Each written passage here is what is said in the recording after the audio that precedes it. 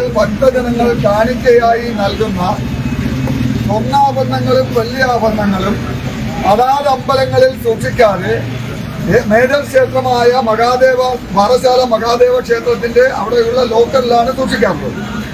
പക്ഷെ അത് എല്ലാ വർഷവും അമ്പലങ്ങളുടെ ലിസ്റ്റും ആ ലോക്കറിലുള്ള ആഭരണങ്ങളുടെ ലിസ്റ്റുമായി വെരിഫൈ ചെയ്യാറുണ്ട്.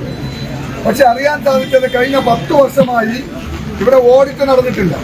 10 വർഷമായി യാതൊരു വെരിഫിക്കേഷൻ നടന്നിട്ടില്ല. ഇപ്പോൾ വെരിഫിക്കേഷൻ നടത്തിയ സമയത്ത് ഈ കേരളത്തിലെ ഈ നെയ്യാറ്റിൻകര ഡിവിഷന്റെ കീഴിൽ വരുന്ന അമ്പലങ്ങൾ കാണിക്കയായി കിട്ടിയ ഭഗവാന്റെ ആഭരണങ്ങൾ, ആ ആഭരണങ്ങൾ ഒന്നും തന്നെ സ്വർണവും വെള്ളിയുമായ ആഭരണങ്ങൾ കാണാനില്ല എന്ന് അറിയാൻ സാധിക്കും. ഇതെവിടെയാണ് പോയത്? ഇത് അമ്പലങ്ങൾ മാത്രമല്ല ഇത് നടക്കുന്നുള്ളൂ.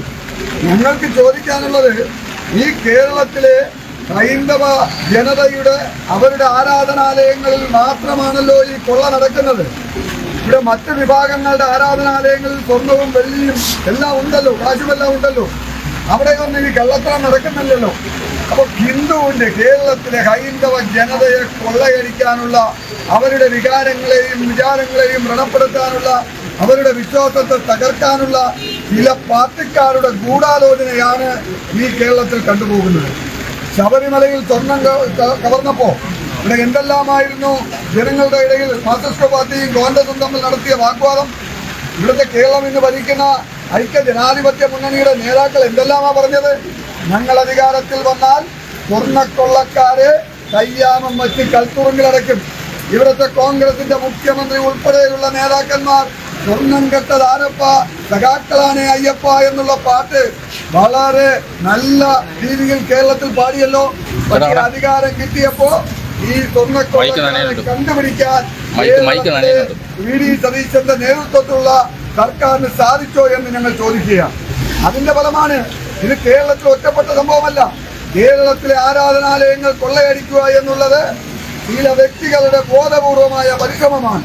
ഞങ്ങൾ മുന്നേ ആവശ്യപ്പെടുന്നു, ഈ അമ്പലങ്ങളും അതുപോലെ ദേവസ്വം ബോർഡും എല്ലാം ആരെങ്കിലും ഭരണം ഏൽപ്പിക്കരുത്.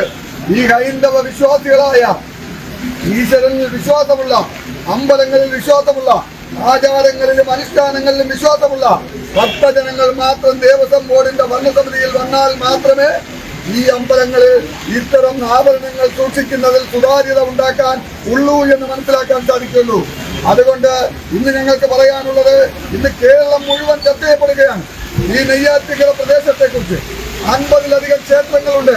ഈ ക്ഷേത്രങ്ങളിലുള്ള മുഴുവൻ ക്ഷേത്രങ്ങളിലുള്ള ആഭരണങ്ങളും ഈ നെയ്യാറ്റിൻകര പാറശാല മഹാദേവ ക്ഷേത്രത്തിന്റെ ലോക്കലിലാണ് സൂക്ഷിക്കുന്നത്. അമ്പലങ്ങളിൽ വർഷാവർഷം നടത്തുന്ന ആ ഉത്സവത്തിന് മാത്രം വിട്ടു നൽകുകയും ഉത്സവം കഴിഞ്ഞാൽ വീണ്ടും അവിടെ കൊണ്ട് കാത്തു സൂക്ഷിക്കുകയും ചെയ്യുന്ന രീതിയാണ് പിന്തുടർന്നു പോകുന്നത്. ഇപ്പോഴാണ് ഞങ്ങൾക്ക് അറിയാൻ സാധിച്ചത്, കരുവന്നൂരിലും കണ്ടലയിലും മാർക്സിസ്റ്റ് പാർട്ടി ഭരിച്ചിരുന്ന ബാങ്കുകളിൽ സൂക്ഷിച്ചിരുന്ന ലോക്കറിൽ പാവപ്പെട്ട ജനങ്ങൾ പണയം വച്ചിരുന്ന സ്വർണം അടിച്ചു മാറ്റിയത് പോലെയാണ് ഇന്ന് ഭഗവാനയ്ക്ക് കാണിക്കയായി ഈ നാട്ടിലെ ഭക്തജനങ്ങൾ നൽകിയിട്ടുള്ള ആഭരണങ്ങൾ, ആ ആഭരണങ്ങളും കൊള്ളയടിച്ചത്. ഇത് നിസ്സാര സംഭവമല്ല. ഇത് കേരള ജനത കയ്യും കെട്ടി നോക്കിയിരിക്കില്ല. കേരളത്തിലെ ഹൈന്ദവ ജനത, ഈ ഹൈന്ദവ ജനതയുടെ വികാരത്തെ വ്രണപ്പെടുത്താനുള്ള ഈ മാർക്സിസ്റ്റ് പാർട്ടിയുടെയും കോൺഗ്രസിന്റെയും തന്ത്രം കേരളത്തിലെ ജനങ്ങൾ തിരിച്ചറിയാൻ പോവുകയാണ്. അതുകൊണ്ട് ഞങ്ങൾക്ക് പറയാനുള്ളത്, കുറ്റക്കാരെ അന്വേഷിക്കണം, അറസ്റ്റ് ചെയ്യണം, അവർക്കെതിരെ നടപടിയെടുക്കണം. ഈ നമ്മൾ നിൽക്കുന്നത് നെയ്യാറ്റിൻകര കൃഷ്ണന്റെ നടയില്ല. ഇവിടെ കഴിഞ്ഞ കുറെ കാലമായി ക്ഷേത്ര ഉപദേശക സമിതി ഇല്ല. ആ ക്ഷേത്ര ഉപദേശക സമിതിയുടെ കാലാവധി കഴിഞ്ഞാലും ഇവിടുത്തെ അസിസ്റ്റന്റ് കമ്മീഷണറും അദ്ദേഹത്തിന് വേണ്ടപ്പെട്ട കുറച്ച് ആൾക്കാരും കൂടെ ചേർന്ന് പാവപ്പെട്ട ഭക്തജനങ്ങൾ നൽകുന്ന കാണിക്ക കൈയിട്ട് വാരാൻ അനുവദിക്കുന്ന, കൂട്ടുനിൽക്കുന്ന ആൾക്കാരെ മാത്രമേ ഇവിടുത്തെ ഉപദേശക സമിതിയിൽ വെക്കുള്ളൂ. ഇവിടെ വിശ്വാസികൾക്ക് സ്ഥാനമില്ല. അതുകൊണ്ടാണ് ഞങ്ങൾ പറയുന്നത്, ഈ സംഭവം വ്യക്തമായ അന്വേഷണം നടത്തണം. ഈ കേരളത്തിലെ ഏജൻസികൾ അന്വേഷിക്കാൻ ഈ അന്വേഷണത്തെ ഒന്നും തന്നെ പുറത്തു കൊണ്ടുവരാൻ സാധിക്കില്ല.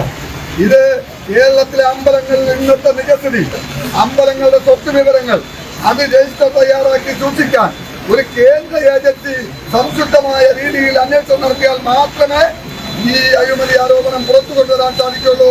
അതുകൊണ്ട് ഞങ്ങൾക്ക് പറയാനുള്ളത്, ഈ കുറ്റക്കാരെ കയ്യാമം വെച്ച് ജയിലിലടയ്ക്കുന്നതുവരെ ഭാരതീയ ജനതാ യുവമോർച്ചയും ഭാരതീയ ജനതാ പാർട്ടിയും കേരളത്തിലെ ഹൈന്ദവ ജനതയുടെ വിശ്വാസം വീണ്ടെടുത്തുകൊണ്ട് സമരവുമായി മുന്നോട്ട് പോകുമെന്ന് പറഞ്ഞുകൊണ്ട് എന്തുകൊണ്ടാണ് ഈ പ്രതികൂല സാഹചര്യത്തിലും ഇങ്ങനെ ശക്തമായ മഴ പെയ്യുന്ന സാഹചര്യത്തിലും ഞങ്ങളുടെ വിശ്വാസം സംരക്ഷിക്കുന്നതിലേക്ക് വേണ്ടി നമ്മൾ വിശ്വസിക്കുന്ന, നമ്മൾ പ്രാർത്ഥിക്കുന്ന, നമ്മൾ ആചാരത്തോടു കൂടി ചേർത്തു പിടിക്കുന്ന ഈ നെയ്യാറ്റിൻകര ഉണ്ണിക്കണ്ണന്റെ തിരുസന്നിധിയിലേക്ക് ഈ താമരാങ്കിത ഹരിതകാവ്യ പതാക ഉയർത്തിപ്പിടിച്ച് ഞങ്ങൾ സമരവുമായി വന്നതിന്റെ സാഹചര്യം എന്ത് എന്ന് ഈ നാട്ടിലെ ഹൈന്ദവ വിശ്വാസികൾ തിരിച്ചറിയണം.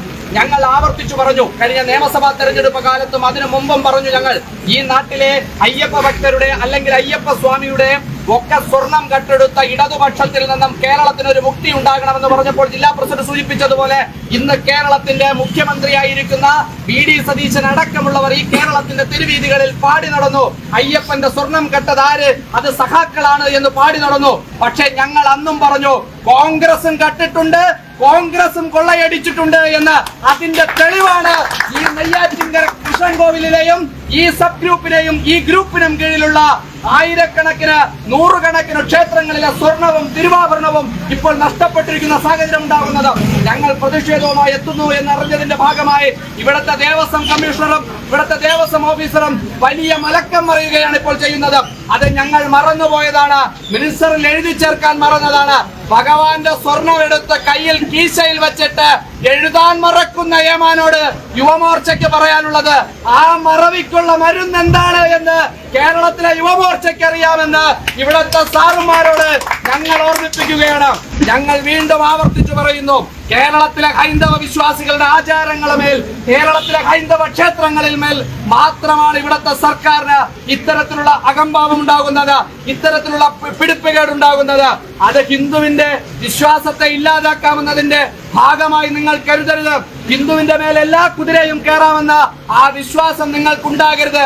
ഞങ്ങൾ ഈ നാട്ടിലെ വിശ്വാസ സംരക്ഷണത്തിനൊപ്പം എല്ലാ കാലത്തും നിന്നുള്ള പ്രസ്ഥാനം എന്ന നിലയ്ക്ക് ഞങ്ങൾ പറയുന്നു, ഇതിന് മറവിയുടെ പേരിലാണെങ്കിലും ക്രമക്കേട് നടത്താനുള്ള ഗൂഢാലോചനയുടെ പേരിലാണെങ്കിലും ഭഗവാന്റെ തിരുവാഭരണം മാറ്റിവെച്ച, ഭഗവാന്റെ സ്വർണം മാറ്റിവെച്ച ഈ ഉദ്യോഗസ്ഥ വൃന്ദത്തിനെതിരെ കർശനമായ നടപടി സ്വീകരിക്കാൻ തിരുവിതാംകൂർ ദേവസ്വം ബോർഡിന്റെ ചുമതലപ്പെട്ട അധികാരികളും ദേവസ്വം ബോർഡ് കൈകാര്യം ചെയ്യുന്ന എല്ലാ മലയാള മാസവും 1-ാം തീയതി ഗുരുവായൂരപ്പനെ തൊഴുത കെ കരുണാകരന്റെ മകൻ കെ മുരളീധരന് ആർജവമുണ്ടെങ്കിൽ ഈ ഭഗവാന്റെ നെയ്യാറ്റിൻകര ഉണ്ണിക്കണ്ണന്റെ ഈ സ്വർണം കെട്ടവർക്കെതിരെ നടപടി സ്വീകരിക്കാൻ കേരളത്തിലെ ദേവസ്വം മന്ത്രിക്ക് ആർജവമുണ്ടാവണമെന്നതാണ് യുവമോർച്ച ആവശ്യപ്പെടുന്നത്.